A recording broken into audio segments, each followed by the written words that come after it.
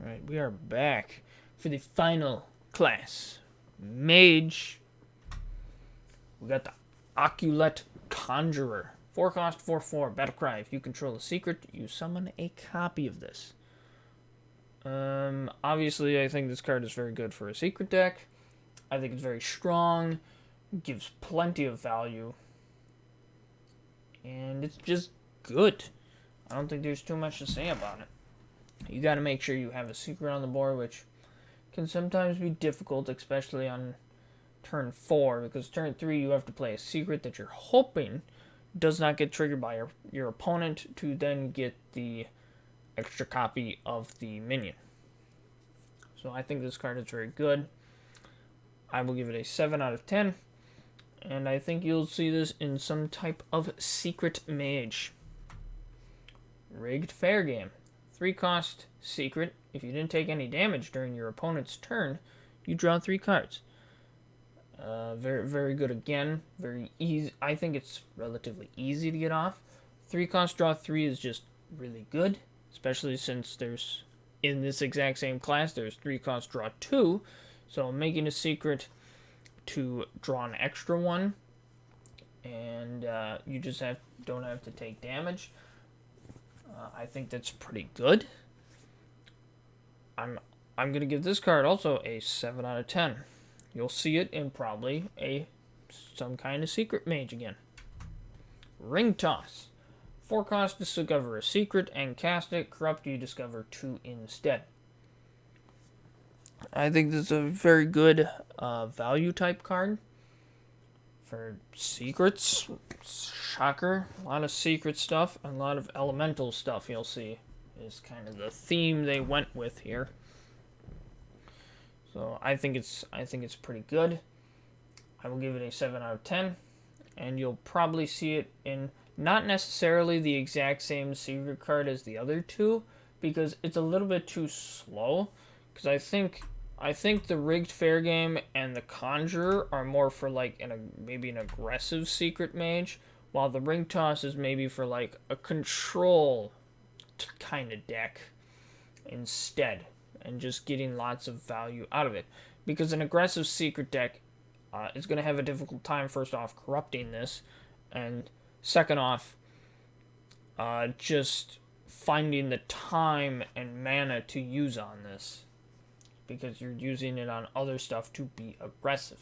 Like I honestly do think with these two we are going to see more of an aggressive mage. Ring Toss doesn't make it in that category, so it goes more of a control type deck, I think.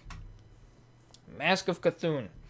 7 cost, deal 10 damage, randomly split among all enemies. It's really nice because it's all enemies and not like all characters. So I think that just makes it a lot better there. Pyroblast is obviously 10 cost 10 to just a single target, so it can be a bit more split around here. And I mean, I think Mage could maybe be the option to go kind of more Cthulhu, because I think they have most of the options for doing more of a control ish with some of the tools that they have.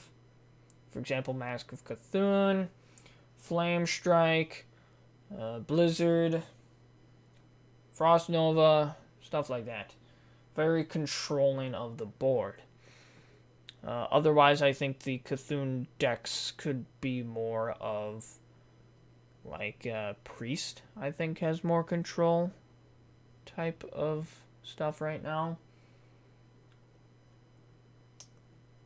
I'll have to think of some other ones later when we get to the neutral stuff, but Mask of Cthulhu isn't bad, but it's not great. I'm going to put it a 6 out of 10. And I think you might see it in some kind of control deck, to be honest. Game Master. 2 cost, 2, 3. The first secret you play each turn costs 1. Again, very good card, very good secret card. And I think this one also goes towards that aggressive secret mage, which the Ring Toss doesn't get into, sadly. But this one does, because of making the secrets really cheap and easy to play. which gets your stuff out a lot faster and be more aggressive. I think the Cloud Prince is still standard too, which is also kind of scary with all the secret stuff going on. So this card's like a 7 out of 10. I think that's where I'm going with that. Here's card you play during class 1. Yeah, we'll go 8 out of 10. I think it's that good. 8 out of 10. And probably you'll see it in like an aggressive secret mage. Grand Finale. 8 cost, summon an 8/8 elemental. Repeat for each elemental you played last turn. Obviously, this goes more into a control deck, and the Grand Finale is meant to kind of be your big final card that you use to hopefully finish off your opponent. Also, you're generally going to be using a lot of small elementals the turn before. For example, Firefly, maybe Rock Elemental, Magma Rager, maybe small stuff like that, or the Flame Elemental that you get from the Firefly, stuff like that. Just kind of small stuff that you're able to play a bunch of, so you're able to get a lot of 8/8s. And hopefully your opponent can't deal with it. There's very little options that there are to deal with it. For example, you got Plague of Death for Priest, for Warlock. I think they still have Twisting Nether. I believe Twisting Nether is a classic card. I'll have to look back on that, but I think it's a classic card. Not too many options, to be honest. Rogue, I don't think even has any options. If you're playing against a different mage, polymorphs can only do so much. Paladin has equality and then Holy Nova, or Lord Baron and then he dies. That's another good option that Paladin has, which also Warrior then has that option too, because it's a dual class. But it's hard to counter, I think, to be honest. I don't think you're able to deal with that sheer amount of power that you just put on the board. But also, it's very difficult to pull off. So I'm going to give this card a 7 out of 10. Yeah, 7 out of 10. And then type of deck would probably be some weird elemental deck. Probably like a control elemental-ish deck. So you can control the board to get to the end, play a bunch of elementals, who then play Grand Finale. So something like that would be my guess of where it would go. Confection Cyclone. 2 cost, 3/2. Battlecry, add 2 1/2 sugar elementals to your hand. This also kind of goes off of Grand Finale, because that's a lot of elementals you can play right there with just out of one card. So again, another pretty good card. I think the value on it is honestly just good. Mages do generally like elementals a lot as well. There's not too much to say about it because it's a pretty basic card, but it's just a decent amount of value. It's about all you can really say on it. I mean, I'll give it a 6 out of 10. And then the deck would probably be the same thing that Grand Finale would be in. Firework Elemental. 5 cost, 3/5 Elemental. Battlecry, you deal 3 damage to a minion. If you corrupt it, basically instantly kill it instead. Deal 12 instead. 12 is a lot. 5 cost, 3/5 that deals 12 is really freaking good. Yeah, you need to corrupt it first, but who cares? You don't have a corrupted, dealing 3 really is, like, that's normal. But, like, dealing 12, that's even ridiculous for, like, even if it was, let's say, a 7 cost, 3/5, deal 12, that's still really good. So corrupting it is really good, really strong. Totally worth it, and I like it. I'm going to give this card, I think it is pretty good though. I'm gonna give it a 7 out of 10. And the type of deck that it would go into is the same thing as the Confection, Cyclone, and the Grand Finale. Some kind of control elemental deck. So we got Sag, Shear of Darkmoon. Godmoon? Where did that come from? Shear of Darkmoon. 6 cost, 5/5 legendary. Battlecry, you draw 1 card. Upgraded for each friendly secret that has triggered this game. So again, not going to go into that aggressive secret deck because it's... Well, actually, it wouldn't be bad. Again, because like for wild, the wild secret aggro secret deck, you have Aluneth to draw you cards. This is kind of the closest thing you're getting for a bunch of card draw.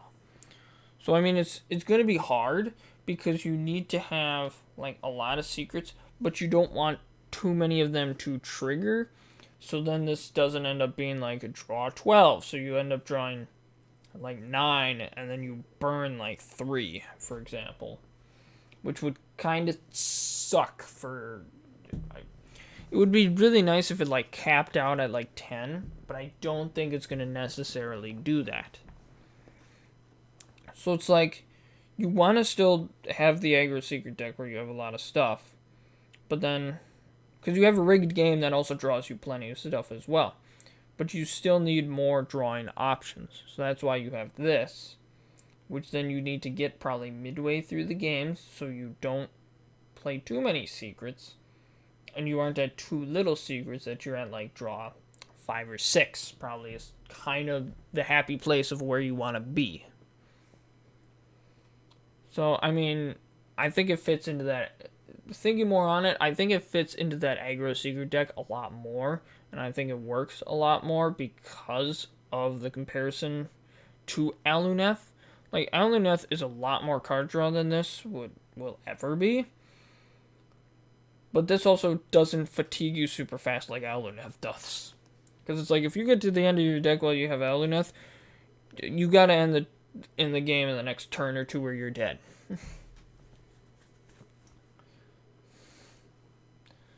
So, I think this card is honestly really strong, and I'm going to give it an 8 out of 10.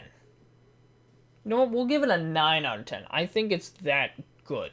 It almost creates that secret deck by itself.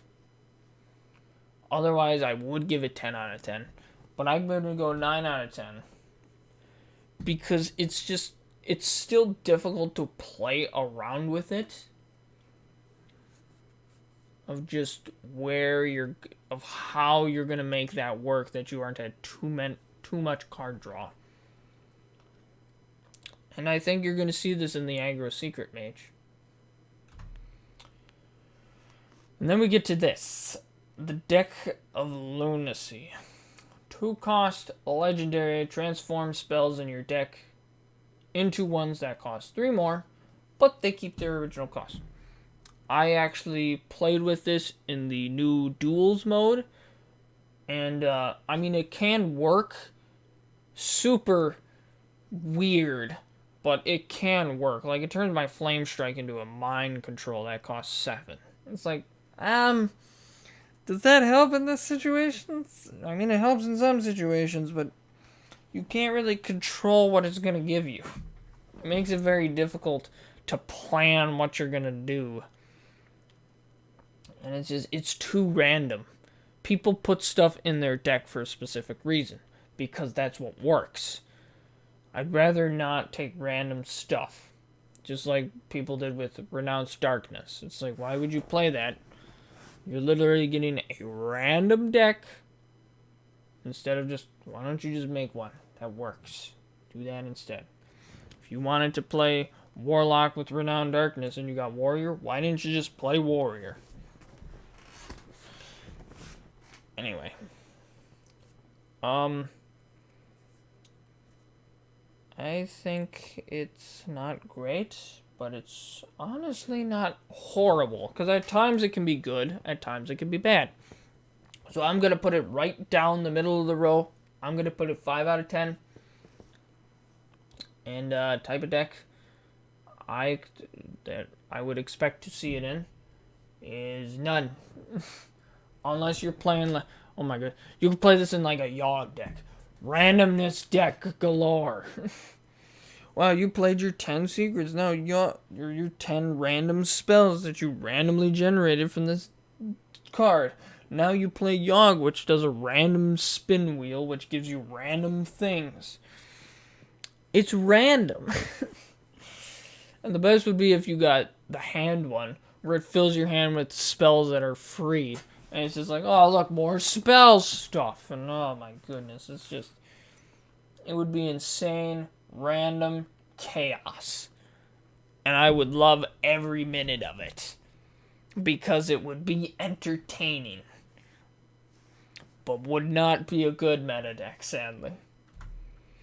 That is it for all of the class cards.